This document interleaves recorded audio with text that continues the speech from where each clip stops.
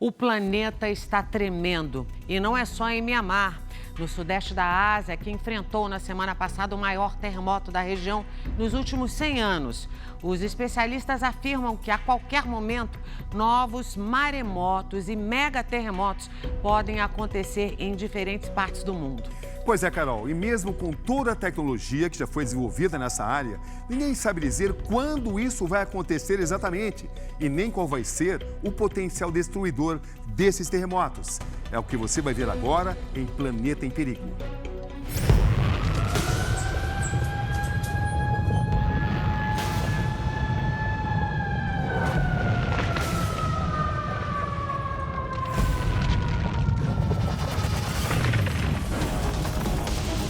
A Terra treme de novo e mais uma vez. Foi aterrorizante. São forças descomunais que a gente não tem controle. Estruturas imponentes, sólidas, desmancham como se fossem brinquedos. Quando a gente saiu, conseguiu descer os 5 lances de escada, a gente ouvia muito barulho do prédio. Eu não sei se as ferragens do prédio, o que tava. Era um barulho muito estranho, assim, como se tivesse tudo caindo.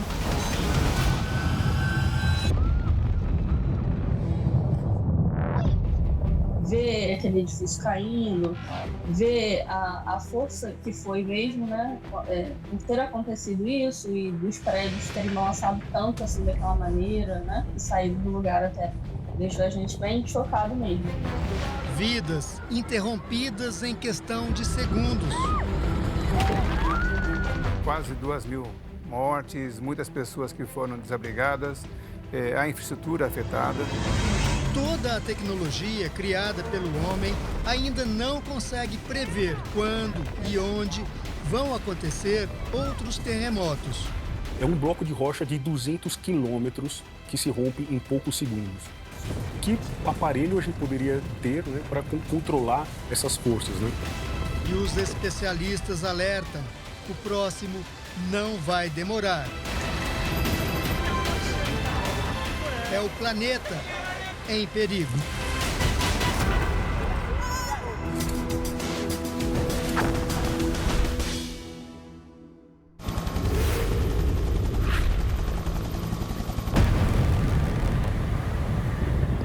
Incontrolável e devastador. Um terremoto de magnitude 7,7 atinge Mianmar e sacode o Sudeste Asiático. É o maior terremoto da região nos últimos 100 anos e o mais forte registrado globalmente nos últimos 2 anos. Eles não têm, assim, condição de construir prédios com as propriedades de resistir a terremotos, né? Um terremoto é uma liberação abrupta da energia que existe no interior do planeta. Essa energia vai sendo transmitida para a parte superior da Terra, que é onde vivemos. Em alguns pontos, as rochas não conseguem suportar essa tensão que está sendo acumulada e toda essa energia é liberada de maneira abrupta. É como se você fosse, né, eu sempre uso o exemplo de uma régua, onde você vai apertando, apertando até o momento que essa régua quebra, porque ela não suporta a força que você colocou. Lise e Samara, que moram na cidade de Chiang Mai, no norte da Tailândia, sentiram os tremores do terremoto em Mianmar, país vizinho, e acompanham de perto as consequências desse desastre. Eu lembro que meu coração ali disparou assim, muito rápido, disparou e eu não consegui acalmar. O terremoto destruiu as estradas, destruiu muitos aeroportos, o que dificulta a chegada de ajuda humanitária. E eles estavam falando que eles estão com medo da água estar contaminada, porque o sistema de saneamento básico foi destruído. As pessoas estão dormindo, como vocês devem estar sabendo, né, nas ruas. Vivemos em cima de uma bomba relógio. Uma não, várias. Quem estiver perto do epicentro, né, não tem muito como ser avisado, né? E pode sofrer as consequências desse tremor. A ciência já desenvolveu várias tecnologias para conhecer e entender melhor esse fenômeno tão devastador. O problema é que todos esses dados só aparecem depois que o terremoto já aconteceu. Além disso, não é possível prever com precisão quando e qual será o potencial destruidor do próximo terremoto. A gente está falando de grandes extensões, né, que estão no substrato da Terra, muito profundo. O maior furo que o ser humano já conseguiu fazer no planeta teve 13 quilômetros, que não é nada. Mas as estimativas alertam: o mundo vai sofrer com mega terremotos nos próximos anos. A cada 100 anos acontece um grande terremoto. E nesse momento, né, pode ser que aconteça um outro no Japão. Em 2011, um terremoto de magnitude 9 causou um tsunami que invadiu parte do Japão e matou mais de 15 mil pessoas. Mesmo preparado, né, as ondas subiram acima das proteções, né, e acabaram atingindo a usina nuclear. Em um futuro próximo, especialistas apontam que um novo abalo sísmico, também de magnitude 9, deve causar o colapso de centenas de edifícios e matar até 300 mil pessoas. É próximo no litoral do Japão, né?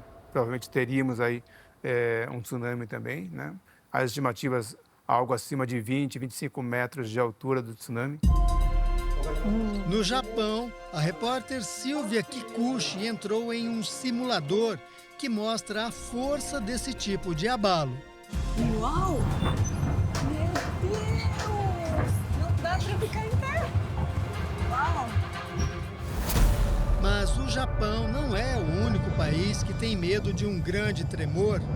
Na costa oeste dos Estados Unidos, milhões de americanos aguardam o The Big One, ou o Grande, um terremoto como nunca antes visto. É uma região bastante populosa, ela com certeza vai sofrer os impactos. Quando a terra treme, a vibração do solo é captada por um equipamento chamado sismômetro. Eles estão espalhados em vários pontos ao redor do mundo. Se a gente acompanhar essa estação aqui que estava na Ásia, a gente tem a movimentação do chão nesses minutos que precedem o evento, que a gente chama de ruído ambiente da Terra, e no momento que acontece um terremoto, né, que essa onda chega nessa estação, nesse sensor, a gente consegue ver que as amplitudes aumentam bastante e vibram por alguns segundos.